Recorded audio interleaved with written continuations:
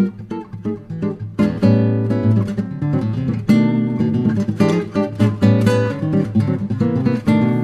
here we are.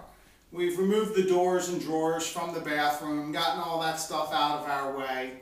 Obviously, we're going to take them somewhere, the garage or the basement or workshop, wherever you have that you can work on those, sanding them and cleaning them. Obviously, we're not going to take the cabinet out, and we do need to do some sanding here. You're going to have to evaluate your own situation, make a determination, is this in good enough condition that I can maybe get away with sanding it by hand? If I can, that's a good way to go.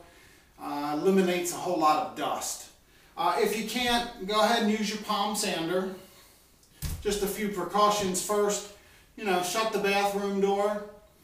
You may want to tape up a little bit across the bottom of the door. Open the window, use your respirator.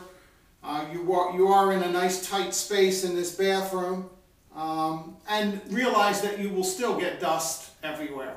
So, take a look at what you've got in the areas just adjacent to the bathroom. If there's anything that's particularly difficult to clean or dust, you may want to remove that from the area altogether. But just realize that you will have dust all over the place, no matter what you do to try and prevent it. On the inside of the cabinet, we will give it a real quick light sanding. We're not going to pay a whole lot of attention to in there. By the time we paint it and put our doors and drawers back on, and then of course fill it with all our stuff, you're not going to notice that much anyway. We primarily want to sand it a little just to remove any, dirt and debris and stuff from years of use. So that about does it. We're going to go ahead and get started sanding, and we'll see what we end up with when this thing's done. As you can see here, we've sanded the frame of our cabinet down. We've sanded the inside of the walls, the base inside, and the face frame of the cabinet.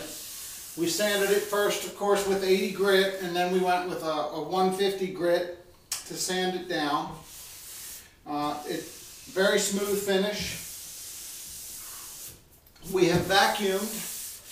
Now we'll need to dust the surface off, and then I like to use mineral spirits, paint thinner, something like that. Wipe it down real good to make sure I've got all of the dust off of it.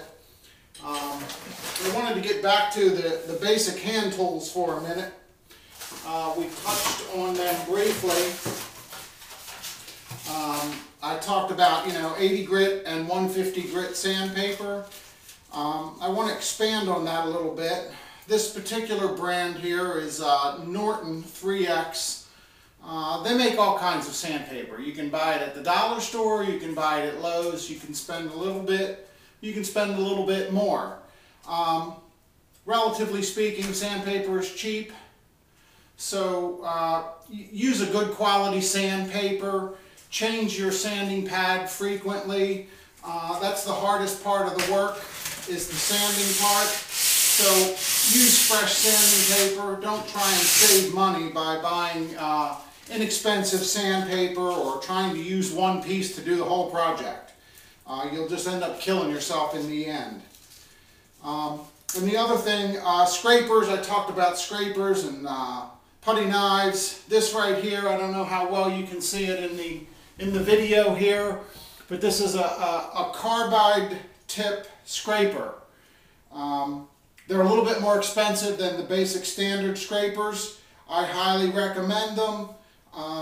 Again, it is a basic tool, but it's a little bit better than your average scraper tool. It's very flat, it's very sharp, and by scraping across very firmly and smoothly, see, even after I've sanded, I can still scrape a nice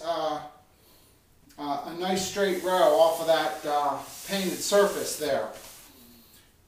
This is very good for when you have paint runs or globs of paint in the corners particularly. Scrape it out. Do some scraping before you start sanding.